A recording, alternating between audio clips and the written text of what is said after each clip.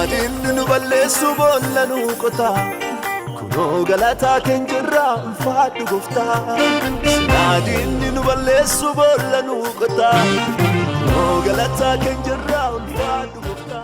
Oduu gammachiisaa jiraattota magaalaa Miilammiitiif naannawa isheetti argamtan hunda konferaansiin afuura guddaan caamsa 21-24 bara 2017 waldaa warra wangeelaa makaana Yesuusii magaalaa Miilammiitti qophaa'ee waan jiruuf hundi keessan affeerramtanii jirtu. Guyyaa sunitti tajaajiltoonni tajaajilan qoonqoo barsiisuudhaaf kadhannaadhaan raajii Mintesoonot Kibreet Finfinneerraati lallaba wangeelaa fi faarfataa daanyee bayyene hawaasa irraa faarfannaadhaan faarfattu badhaani guyyoo waldaa warra wangeelaa makaana Yesuusii Dubuluqirraa akkasumas immoo guyyaa sunitti waaqeffannaadhaan garii waaqeffannaa abbootii waldaa warra wangeelaa magaalaa Miilammii faarfannaadhaan nu tajaajilu. Guyyaa kanarratti wangeelli humnaan ni lallabama. Dhibamaan hin fayya, abaarsi ni caba. Iddoon aanaa taltallee mooraa waldaa warra wangeelaa makaana Yesuusii magaalaa Miilammii. Qopheessitootni garii abbootii waldaa warra wangeelaa magaalaa Miilammii Yesuus Kiristoos sunuma hakalee har'a hagi jiru jireenya kitaaba Ibraaniyaa.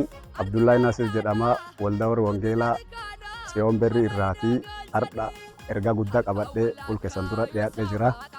Waldaa warra wangeelaa makaana Yesuusii aanaa taltalleetti konferaansiin guddaa waan qophooftee jirtuu fi gaaf guyyaa caamsa 21 haga 24 bara 2017 mooraman kadhaa waldaa makaana Yesuusii waan qophooftee jirtuu fi jiraattoti magaalaa Miilammiitiif akkasumas gandootii aanaa kan jala jirtan cuftinuu guyyaa sunitti affeeramtanii jirtan waan ta'eef akka dubbiin waaqaa kitaaba Zakkaariyaas boqota 4 lakkoofsa gubbatti nu barsiistutti jabeenni kennaniti humni kennaniti lubbuu yookaan hafuura waaqatiin jijjiiramni guddaa waan dhufuu danda'uuf qambarri garaagaraa hin caba.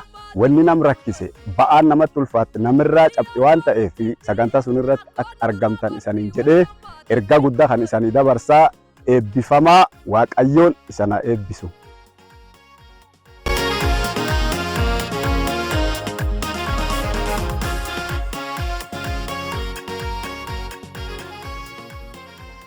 Kalata Waaqayyoo Ananda fanda makhaya pirano alamita engidamne beda kristanen opasade beda kristane walda jirenna hara gidamme akka babis khannare vida daldalle kamandesa program ta appada oda conference se harmisam dimal oda edanga har akka tamalla irrigation tabarin semalla conference zoppe odo akka taneye faqulana fandi dinane aida payo jehida furmada waaqa waa warra qawwanna eegodha semalla bis khanno aragitto akka wa fayya oppaye soogane dhaloota nafandaga wallaga waa baqara akka akkane semalla ergana shin tabarin semalla qaali taqaray qaali sikariya sakarajine murafita afur qajelto dale qaray kubuna khayyannima ummu kokkonnum da khayyannima kokkonnum da awaqa serra kababis kabandis gittan dinde viraidan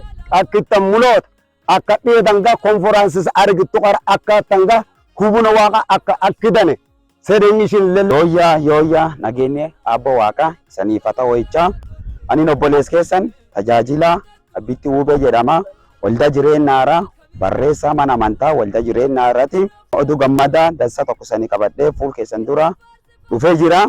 Oduun gammada konferansii jicaamsaa isa galaffaa guyyaa 20 takka 22 23 24 mooraman kadhaa makaana Yesuusii sagantaa tokkummaa ka abbootii ka qophaa sagantaa kan irratti akka isaan dhiyaatan isaan affeerree jirra.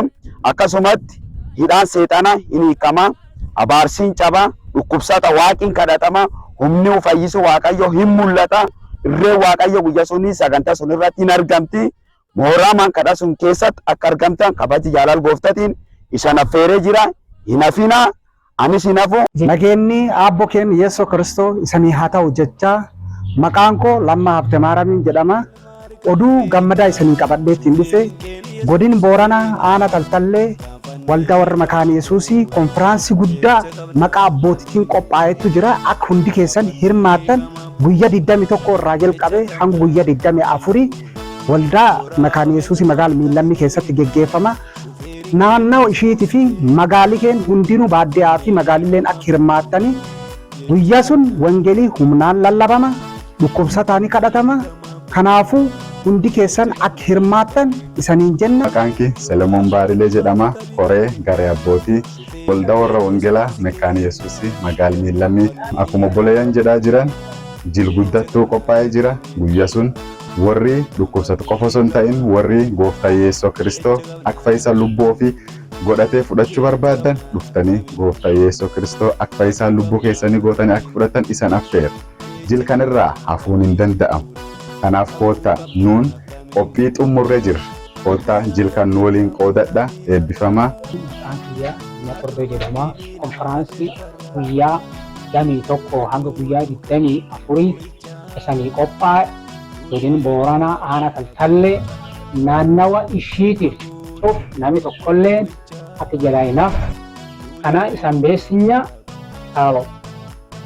Tun dubbaatu garuu haadhaniin jedhe ati irreen yookaan jabeennan hafuurtii yaawwatarsatta. Melmaari kabi kenna shufeerin keen Yesuusi kenna kaafannee gama buura jecha qabna kamiin duura kaafannee gama buura jecha qabna kamiin duura yoraafa melmaari kabi kenna shufeerin keen Yesuusi kenna kaafannee gama buura jecha qabna kamiin duura kaafannee gama jecha qabna kamiin duura yoraafa melmaari kabi kenna shufeerin keen Yesuusi kenna kaafannee gama buura jecha qabna kamiin duura kaafannee gama buura jecha qabna kamiin duura jecha qabna kamiin duura kakuu qabna kamiin duura jecha qabna kamiin duura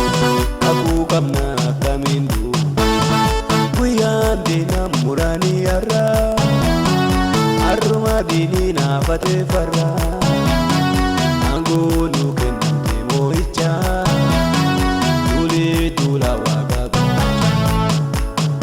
aangoo nu kennamte moo'ichaa duulee duula waaqaa guyyaan deena muraanii yarraa arruma diinii naafatee farraa aangoo nu kennamte moo'ichaa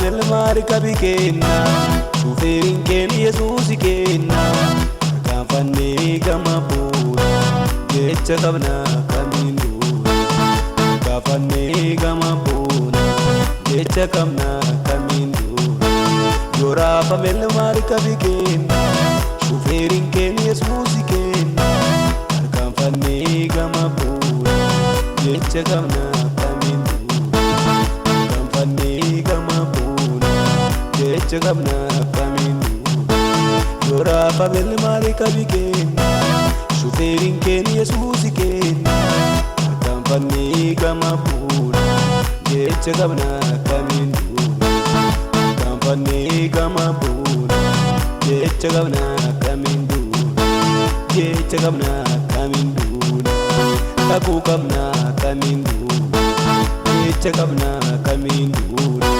kakuu qabna kamiin duura guyyaan deena muraanii yarraa arruma diinii naafatee farraa aangoo nu kennamte moo'ichaa duulee duula waaqaa aangoo nu kennamte moo'ichaa duulee duula waaqaa guyyaan deena muraanii yarraa arruma diinii naafatee farraa goonu kan nuti moo'ichaa.